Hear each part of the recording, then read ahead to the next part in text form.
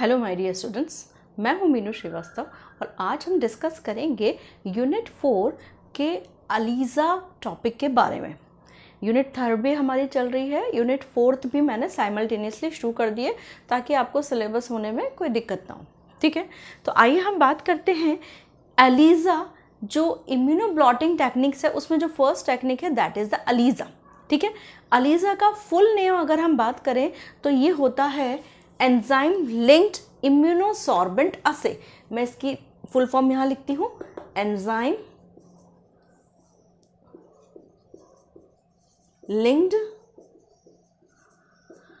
Immunosorbent असे।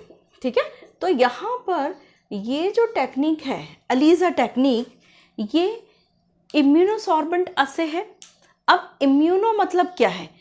Immuno word आया है इम्यूनिटी से, और इम्यूनिटी के अंदर हम एंटीजन और एंटीबॉडी को डिटेक्ट करते हैं।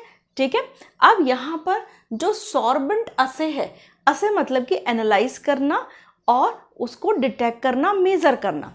लेकिन जो इम्यूनोसॉर्बेंट है यानी कि जो सॉर्बेंट है, सॉर्बेंट मीन्स होता है किसी सरफेस पे किसी चीज़ का एब्जॉर्ब होना।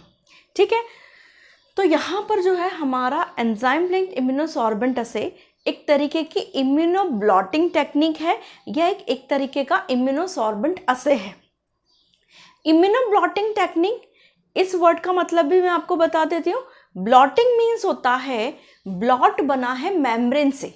ठीक है, BLOT, ब्लॉट बना है मेम्ब्रेन से। और मेम्ब्रेन मतलब इम्यूनोब्लॉटिंग टेक्निक मतलब कि एक ऐसी मेम्ब्रेन, एक ऐसा सरफेस जो कि particular antigen, particular protein, particular biomolecule को एब्जॉर्ब करती है उसकी सरफेस पे। समझ में आ रहा है आपको? ठीक है, तो ये जो इम्यूनोब्लॉटिंग और इम्यूनोसॉर्बेंट है इसका मतलब आपको समझ में आ गया होगा। ब्लॉटिंग मीन्स कि मेम्ब्रेन के सरफेस पे हम उसको एब्जॉर्ब कर रहे हैं या एब्जॉर्ब कर रहे हैं। सेम उसी तरीके से जो सॉर्बेंट असे है उसमें भी हम कहीं ना कहीं कुछ एंजाइम लिंक्ड चीज़ों को किसी सरफेस पे अटैच कर रहे हैं और उसको मेजर कर रहे हैं। ठीक है, तो यहाँ पर आजकल जो अलीज़ा टेक्निक है वो बहुत बहुत बड़ा एक डायग्नोस्टिक टूल है, या ये कह सकते हैं कि हमारी बॉडी में या कोई भी हार्मोनल डिटेक्ट करना हो, कोई एंटीजन डिटेक्ट करना हो, और अगर वो हार्मोन या कोई भी एंटीजन बहुत बहुत कम क्वांटिटी में भी हो तो भी हम इसको डिटेक्ट कर सकते हैं। ठीक है, तो चलिए हम बात करते हैं अलीज़ा की। It is a diagnostic technique which is use for detection of virus, fungi, bacteria, mycoplasma like organism, drugs, hormones. यानी कि बहुत तरीके के जो सैंपल्स हैं वो हम डिटेक्ट कर सकते हैं, या ये कह सकते हैं कि हर तरीके का सैंपल इसमें हम डिटेक्ट कर सकते हैं। इसमें जो है जो क्वांटिटी होती है जो हम डिटेक्ट कर सकते हैं वो 10⁻⁹ ग्राम पर ml, यानी कि आपका पर ml जो ब्लड सैंपल है उसमें 10⁻⁹ ग्राम भी अगर हमारे पास मौजूद है तो हम उसको डिटेक्ट कर सकते हैं। यानी कि ये क्वांटिटी हो गई आपकी, ये वाली चीज़ मैं मिटा रही हूँ। ठीक है, तो यहाँ पर ये आपकी अलीज़ा की फुल फॉर्म है। ठीक है, ये हो गई आपकी नैनोग्राम में अगर कोई क्वांटिटी है तो आपकी। ठीक है, यहाँ पर जो इम्यूनोसॉर्बेंट असे है या आपका एंजाइम लिंक्ड इम्यूनोसॉर्बेंट असे है, इसमें हम मेनली किसकी रिएक्शन देखते हैं? एंटीजन एंटीबॉडी की रिएक्शन देखते हैं। ठीक है, इसे हमने कहा है कि इसको हमने दूसरा नाम और क्या दिया है? इम्यूनोसॉर्बेंट असे। सॉर्बेंट मतलब वो सरफेस पे एब्जॉर्ब हो रहा है, अटैच हो रहा है, और वहाँ पर उसको हम किसी और तरीके से डिटेक्ट कर रहे हैं, मेजर कर रहे हैं। ठीक है, यहाँ पर जो है it means antigen and antibody are attached on a solid surface. It means antigen और एंटीबॉडी आएगा इसमें। ठीक है, यानी कि या तो एंटीजन को हम अटैच कर देते हैं या हम एंटीबॉडी को अटैच करते हैं। दोनों में से किसी एक को एक सॉलिड सरफेस पे अटैच करते हैं। अभी हो सकता है कि आपको समझ में नहीं आ रहा हो कहाँ अटैच करना है, लेकिन जब हम इसका पूरा तरीका पढ़ेंगे तब आपको क्लियर हो जाएगा, तो बिल्कुल परेशान मत होइए। अब इसके जो कंपोनेंट्स हैं वो कौन कौन से हैं? एंटीबॉडी है, ठीक है, एंजाइम है, एनालाइट है और सबस्ट्रेट है। यानी कि ये 4 मेजर कंपोनेंट जो होते हैं वो इसके जो है इस टेक्निक को आगे बढ़ाते हैं। सबसे पहले जैसे एंटीबॉडी, एंटीबॉडी का काम क्या है? एंटीबॉडी का काम ये है कि वो एंटीजन से अटैच होगा, ठीक है। तो जैसे यहाँ पर ये जो सरफेस है, इस सरफेस पे कोई एंटीबॉडी अटैच हो रहा है, तो ये जैसे यहाँ पर कोई एंटीजन लगा हुआ है, ठीक है, इसको मैं रेड कलर से बना देती हूँ, ठीक है। तो यहाँ पर सपोज दैट कोई एंटीजन लगा हुआ है, ये रेड कलर में मैंने एंटीजन बनाया। अब इस पे जो फर्स्ट एंटीबॉडी अटैच होगा, ये एंटीबॉडी कहलाएगा प्राइमरी एंटीबॉडी, प्राइमरी एंटीबॉडी। यहाँ पर जो है 1 डिग्री जो मैंने बोला है, इट मीन्स प्राइमरी।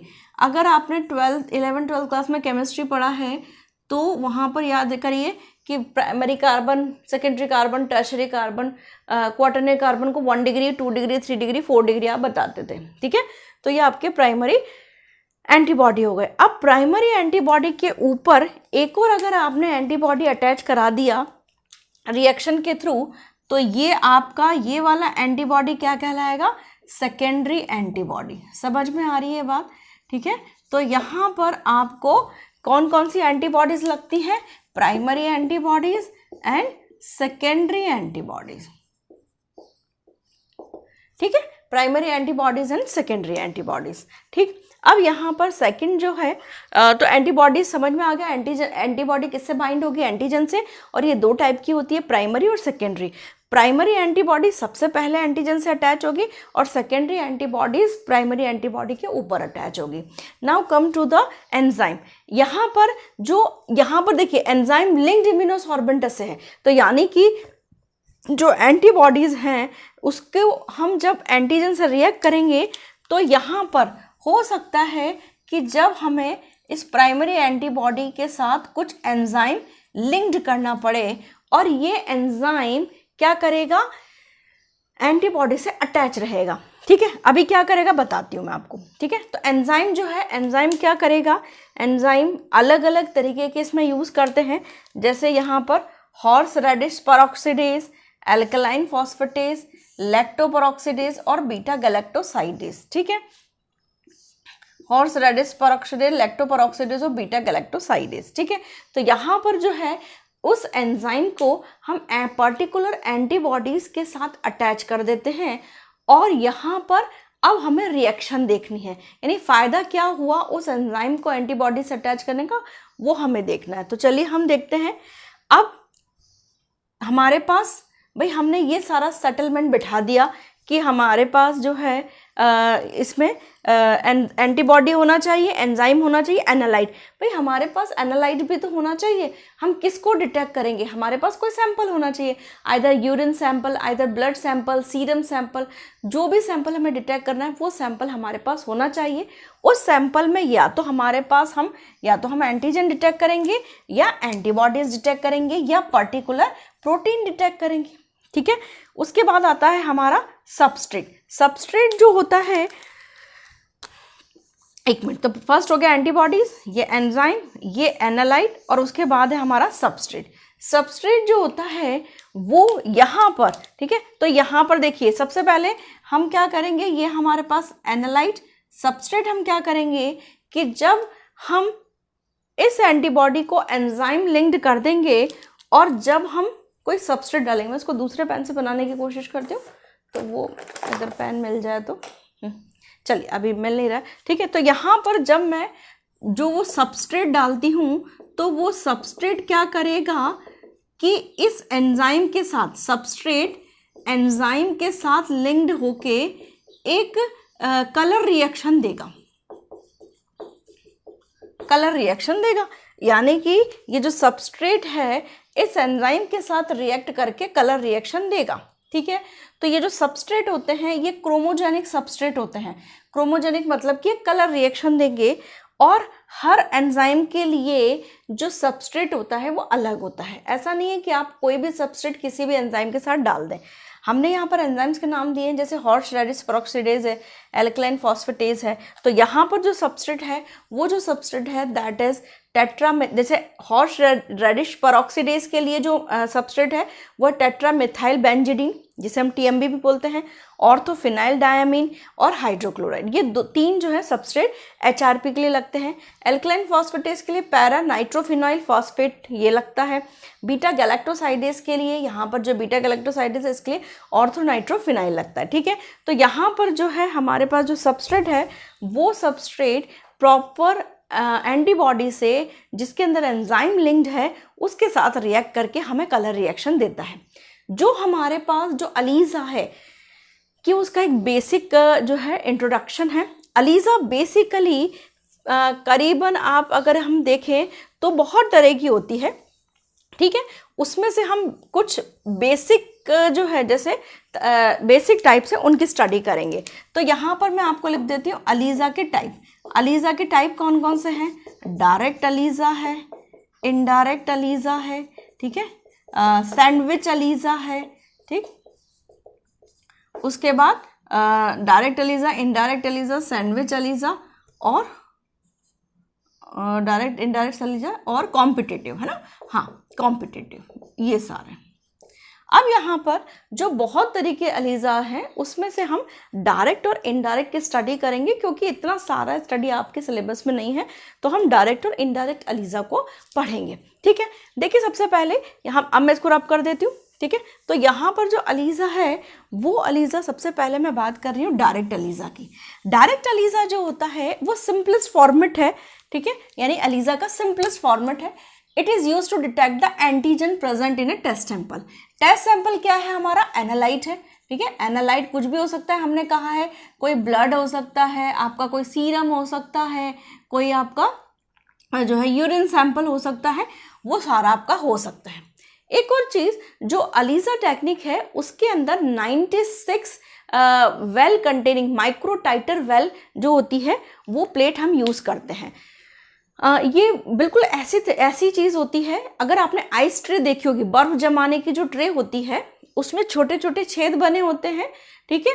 अगर ऐसी कोई ट्रे हो आपके पास जिसमें छोटे छेद हों, बहुत छोटे छेद हों, लेकिन वो 96 हों, ठीक है, तो उसे हम जो है, यानी कि जो प्लेट है आपकी, उसमें अगर ऐसे 96 वेल हों जिनमें हम सैंपल डालें, तो वो आपकी क्या कहलाएगी? आपकी माइक्रो टाइटर वेल कहलाएगी, माइक्रो टाइटर वेल कहलाएगी, ठीक है। वेल मतलब कुएं, इसके अंदर माइक्रो टाइटर मतलब कि इसमें माइक्रो टाइट्रेशन होगी, यानी कि बहुत कम अमाउंट की टाइट्रेशन होगी, और ये कुएं हैं छोटे छोटे, तो माइक्रो टाइटर वेल बताएंगे, ठीक है। अब यहाँ पर वो जो माइक्रो टाइटर वेल है, यानी जो प्लेट है, इसमें हमने क्या करा, इसमें मैं केवल अभी आपको इस प्लेट का इस तरीके का 2D डायग्राम ले रही हूँ, ठीक है। अब इसमें हमने सीरम सैंपल ऐड कर दिया। अच्छा, एक और चीज़ कि जब माइक्रो टाइटर वेल जो होते हैं उनके अंदर वो ऐसा खाली नहीं होते हैं, उनके अंदर प्रॉपर सब्सटेंसेस होते हैं जो कि किसी भी एंटीजन या एंटीबॉडी को अपने साथ अटैच कर लेते हैं, ठीक है। तो वो एड्जॉर्बेंट सर्फेसेस या एड्जॉर्बेंट मटेरियल का बनाया जाता है, ठीक है। अब यहाँ पर हमने क्या किया है कि एक सीरम सैंपल ऐड कर दिया है, ठीक। जैसे यहाँ पर छोटे छोटे कुएँ हैं, है ना, ये मान लीजिए ये वेल है, ये वेल बना दी मैंने, ठीक है। अब यहाँ पर क्या हुआ है कि मैंने सीरम सैंपल ऐड किया है। सीरम सैंपल जब मैंने ऐड किया है तो हो सकता है कि इनके अंदर कोई एंटीजन प्रेजेंट हो, ठीक है, ये एंटीजन बाइंड हो गया, ठीक। उस सीरम सैंपल में जो एंटीजन थे वो बाइंड हो गया, ठीक ठीक। अब एंटीजन जो है वो इसके साथ बाइंड हो जाएगा और इमोबिलाइज्ड हो जाएगा। इमोबिलाइजेशन ऑफ एंजाइम आपने पढ़ा होगा, वहाँ पर हमने उसमें क्या था, हमने एंजाइम को ट्रैप किया था। सेम उसी तरीके से यहाँ पर जो सीरम सैंपल के अंदर जो एंटीजन है उसको हमने क्या करा है, एंटीजन को मैं AG से रिप्रेजेंट कर रही हूँ, तो एंटीजन को हमने क्या करा है, उस सरफेस पे इमोबिलाइज कर लिया है। नाउ अब यहाँ पर हम कोटिंग बफर यूज़ करते हैं। कोटिंग बफर स्पेसिफिक सब्सटेंसेस होते हैं, वो हम डालते हैं। अगर यहाँ पर अगर मैं कोटिंग बफर डालूँ तो कोटिंग बफर की वजह से क्या हो जाएगा कि ये इसका जो एब्जॉर्प्शन है वो ईजी हो जाएगा, कह सकते हैं रैपिड एब्जॉर्प्शन के लिए। रैपिड अटैचमेंट के लिए आप बोल सकते हो। यानी कि जो बफर है ये इन एंटीजन मॉलिक्यूल को जल्दी से अटैच करवा देती है, ठीक है। अब हो सकता है कि जो एंटीजन के लिए हमने वेल लिया है वो हो सकता है कि उसकी बॉडी में या सैंपल में और भी अलग अलग तरीके के एंटीजन हो, तो उसके लिए हमें क्या करना पड़ेगा, तो वो एंटीजन तो हमें नहीं चाहिए, ठीक है। हम तो एक पर्टिकुलर टेस्ट लगा रहे हैं, तो अब हम क्या करेंगे, वॉशिंग बफर यूज करेंगे। यानी after the coating buffer first हम कोटिंग बफर यूज करेंगे, देन अपन वॉशिंग बफर यूज करेंगे। वॉशिंग बफर से क्या हो जाता है कि सपोज दैट यहाँ पर कुछ ऐसे एंटीजन थे ये नॉन अटैच्ड एंटीजन, ऐसा हम माने, तो नॉन अटैच जो एंटीजन थे वो इस वॉशिंग बफर से क्या हो जाएंगे, कुछ जो है फटाफट से रिमूव हो जाएंगे। यानी कि वॉशिंग बफर से करके हम उस माइक्रो टाइटर वेल को ऐसा धीरे धीरे ऐसा जो है नीचे हटा देंगे, थोड़ा सा उलट देंगे। उससे क्या होगा, जो अटैच हुए ठीक है, नहीं तो बाकी रिमूव हो गए। यानी कि remove for unattached, removed unattached antibodies, है ना, एंटीजन, ठीक। अब हम क्या करेंगे कि इसमें एंजाइम कॉन्जुगेटेड एंटीबॉडीज को ऐड करेंगे। यानी कि हमारे पास जो एंटीबॉडीज हैं, ऐसी एंटीबॉडीज हम लाएंगे जो कि एंजाइम लिंक्ड होगी, ऐसी होगी जो कि एंजाइम लिंक्ड होगी, ठीक है। यहाँ पर एक मिनट है, हाँ, अब ये जो एंटीबॉडीज हैं ये एंजाइम लिंक्ड होंगी, ठीक है। तो यहां पर एंजाइम कॉन्जुगेटेड एंटीबॉडीज जो होंगी वो हम अटैच करेंगे, ठीक है, which bind with specific antigen. अब वो जो एंजाइम कॉन्जुगेटेड एंटीबॉडीज हैं वो जब हम डालेंगे तो वो एंटीजन के साथ अटैच हो जाएगी। अब कुछ ऐसी भी होगी जो अटैच नहीं हो पाएगी किसी वजह से, या हो सकता है कि वो एंटीबॉडीज अलग तरीके की हो गई हो, तो कुछ एंटीबॉडीज ऐसी भी होंगी जो अटैच नहीं हो पा रही होंगी, ठीक है। तो उनको रिमूव करने के लिए हम क्या करेंगे, वही वॉशिंग बफर यूज करेंगे। तो वॉशिंग बफर से जो अनअटैच्ड एंटीबॉडीज हैं, एंजाइम लिंक्ड एंटीबॉडीज, वो रिमूव हो जाएंगी। चलिए, वो रिमूव हो गई। अब यहाँ पर हम क्रोमोजेनिक या ये क्रोमोजेनिक सबस्ट्रेट जो है उसको मैं ऐड करूंगी। Now add the chromogenic substrate. अब मैंने क्रोमोजेनिक सबस्ट्रेट ऐड कर लिया। इस क्रोमोजेनिक सबस्ट्रेट से क्या होगा कि यहाँ पर जब मैं ये क्रोमोजेनिक सबस्ट्रेट ऐड करूंगी तो ये जो क्रोमोजेनिक सबस्ट्रेट है ये मैं ऐसा गोला बना देती हूँ, ठीक है।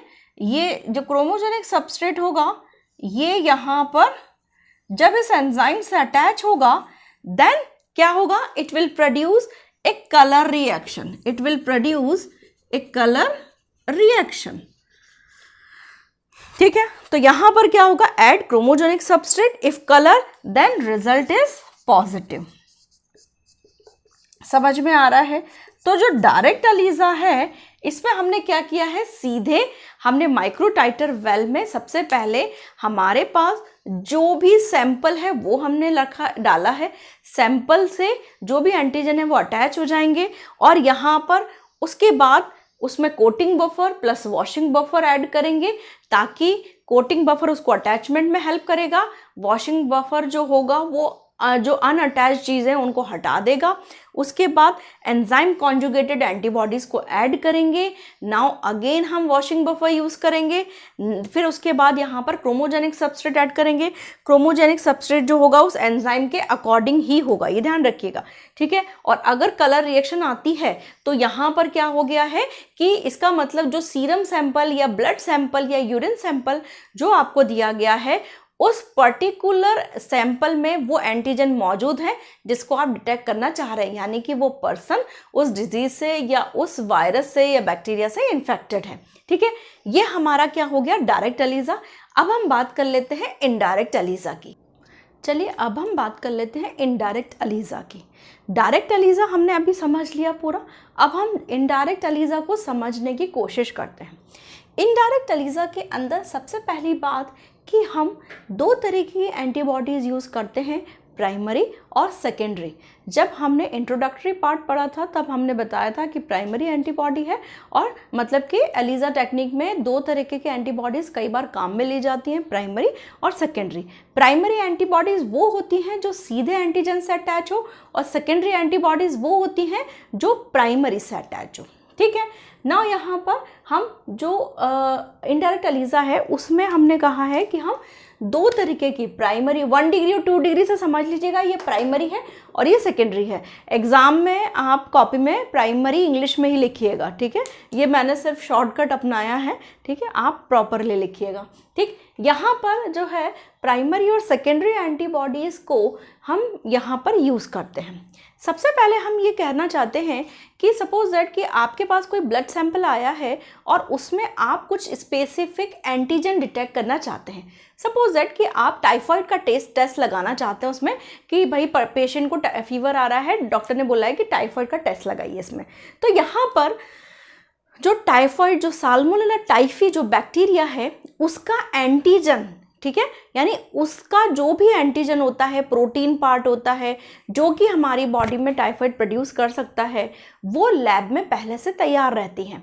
ठीक है, तो यहाँ पर वो जो एंटीजन आपके पास ऑलरेडी जो है प्रेजेंट है, जो आपने लैब में बना रखी है, उसको सबसे पहले आप माइक्रोटाइटर वेल में इंट्रोड्यूस करेंगे। तो यहाँ पर क्या होगा कि देखिए यहाँ पर ये जो आपका माइक्रोटाइटर वेल है, यानी कि ये आपका माइक्रोटाइटर वेल है, ये मैंने ऐसे कर देती हूँ ताकि कुएं वो वेल जैसे ही लगे। ठीक है, अब इस माइक्रोटाइटर वेल को हम एंटीजन ए के साथ कोट करेंगे।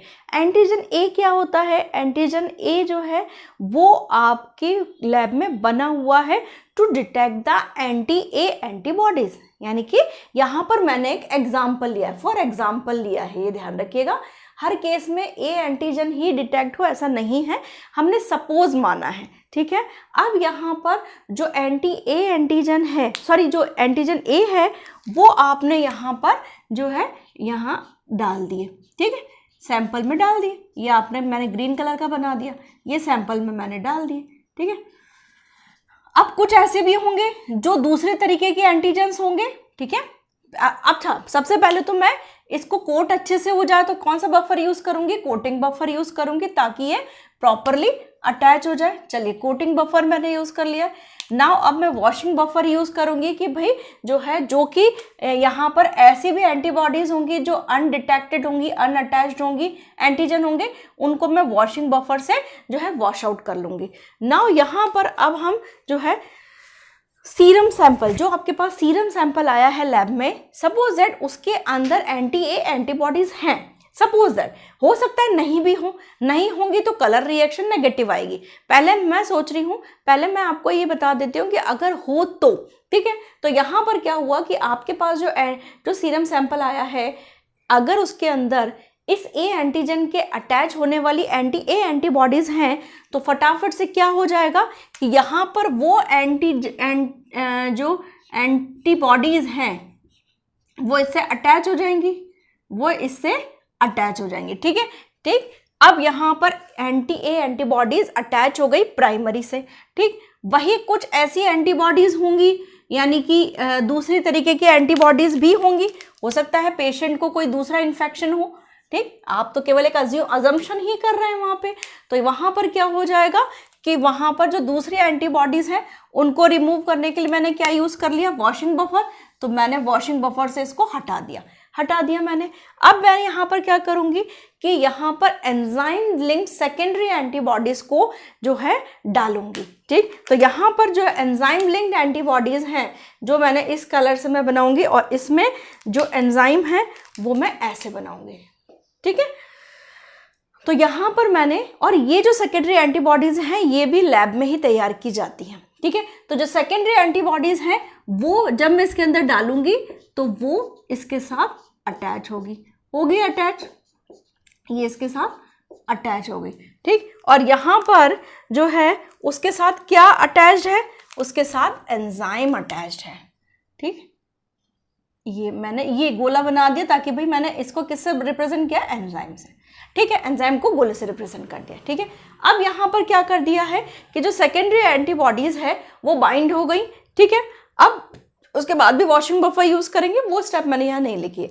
नाउ ये जो एंजाइम है, याद करिए मैंने क्या कहा था कि जो एंजाइम है अब उसमें हम क्या डालेंगे, क्रोमोजेनिक सबस्ट्रेट। अब उसमें हमने जो है क्रोमोजेनिक सबस्ट्रेट डाल दिया यहाँ पर क्रोमोजेनिक सबस्ट्रेट। और हमने ये कहा था कि हर एंजाइम के लिए जो क्रोमोजेनिक सबस्ट्रेट है वो अलग अलग होता है। जैसे for example horse radish peroxidase के लिए आप अपना प्रीवियस जो इससे पहले वाला पार्ट है उसमें कंफर्म कर, मैंने बताया था आपको याद नहीं हो तो आप देख लेना एक बार। हॉर्स रेडिश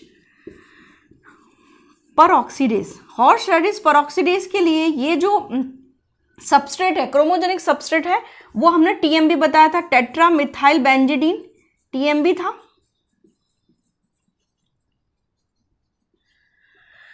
ठीक है, टेट्रा मिथाइल बेंजीडीन। तो यहाँ पर जो मैंने क्रोमोजेनिक सबस्ट्रेट ऐड किया है, तो यहाँ पर क्रोमोजेनिक सबस्ट्रेट जो है जब मैं ऐड करूंगी तो ये क्रोमोजेनिक सबस्ट्रेट को मैंने जो है ऐसे बता दिया।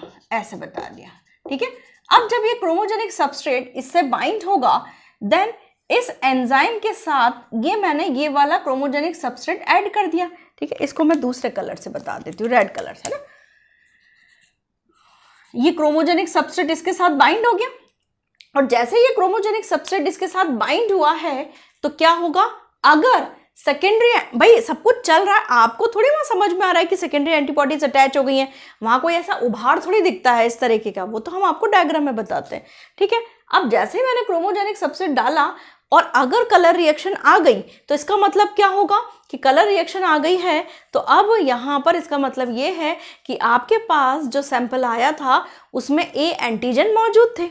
समझ में आ गया। अब यहाँ पर क्या हो जाएगा, इसमें आप H2SO4। अब यहाँ पर एक और चीज़ मैं बताऊंगी कि जैसे हॉर्स रेडिश पेरोक्सीडेज जब टेट्रामेथाइल बेंजीडीन से रिएक्ट करता है तो ये ब्लू कलर देता है। ठीक है, ये कौन सा कलर देता है, ब्लू कलर देता है।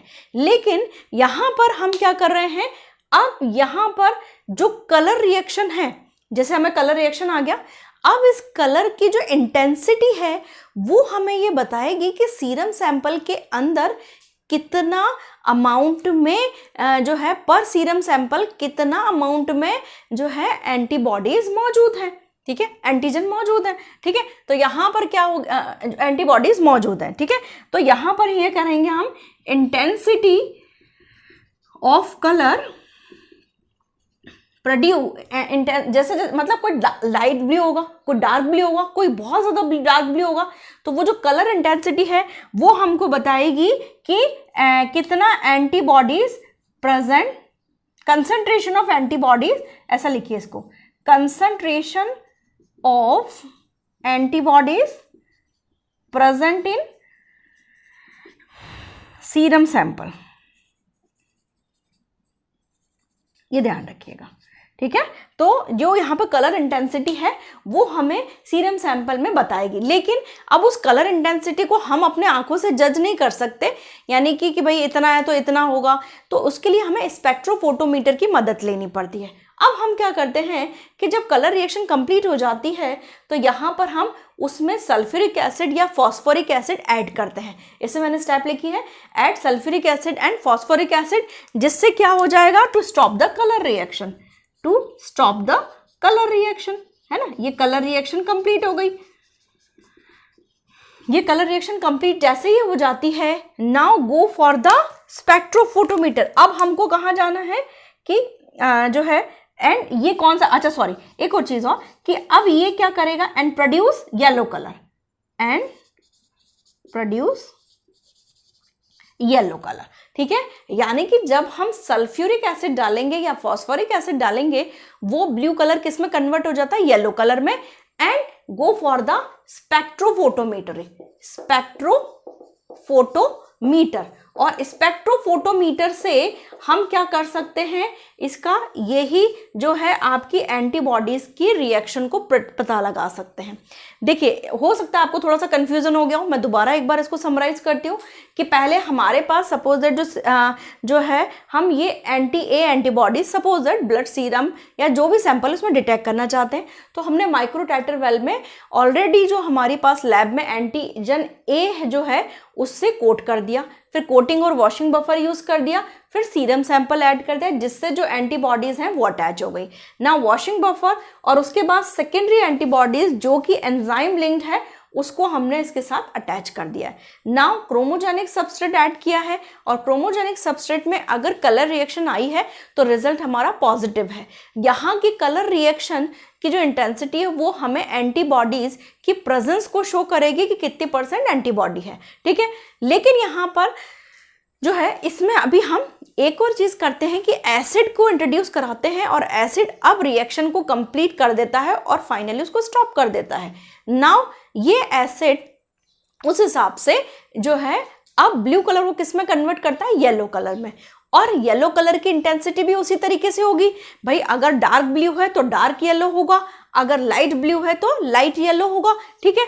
नाउ सैंपल को अब हम लेके जाते हैं स्पेक्ट्रोफोटोमीटर पे एंड स्पेक्ट्रोफोटोमीटर आपको रीडिंग देता है कि कितना परसेंट आपका जो है एंटीबॉडीज प्रेजेंट है उस पर्टिकुलर सीरम सैंपल में। सीरम सैंपल जो यहाँ डाला गया है वो आपका मेजर्ड क्वांटिटी में डाला जाता है, जैसे 1 ml है, 2 ml है। उससे फ़ायदा क्या होता है, उससे फ़ायदा ये होता है कि जो आपकी एंटीबॉडीज़ हैं सीरम सैंपल के अंदर उससे आपके बॉडी में इन्फेक्शन की इंटेंसिटी पता लग जाती है कि भाई इतना परसेंट एंटीबॉडी आ रहा है, मतलब कितना पुराना इन्फेक्शन होगा, ठीक है, या कितना रिसेंट इन्फेक्शन है, ठीक है। भाई पुराना इन्फेक्शन तो ज़्यादा एंटीबॉडीज आएंगी, रिसेंट इन्फेक्शन तो कम एंटीबॉडीज आएंगी, ठीक है। तो उससे हम ये पता लगा सकते हैं, डॉक्टर इस जो है एनालिसिस पे पहुंचता है कि ये इन्फेक्शन कितना पुराना और कितनी डोज इसमें चलानी चाहिए। समझ में आ गई आपको बात? तो यहाँ पर हमारा इनडायरेक्ट अलीजा कंप्लीट होता है।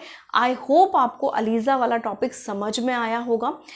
एक और चीज़ कि आजकल हर पॉइंट पे यानी हर डिटेक्शन टेस्ट में अलीजा को यूटिलाइज किया जा रहा है। क्यों? क्योंकि सबसे पहले हमने ही बता दिया था कि जो अलीजा टेक्निक है वो नैनोग्राम के अंदर भी सैंपल को डिटेक्ट कर लेती है। तो ये बहुत एफिशिएंट और बहुत हाई क्वालिटी की टेक्निक है जो कि बहुत इफेक्टिव भी है, ठीक है। आई होप आपको अलीजा वाला टॉपिक समझ में आया होगा। कोई भी डाउट है कमेंट सेक्शन में पूछिए, अदरवाइज लाइक शेयर सब्सक्राइब और हाँ अपना ध्यान ज़रूर रखिएगा। Thank you.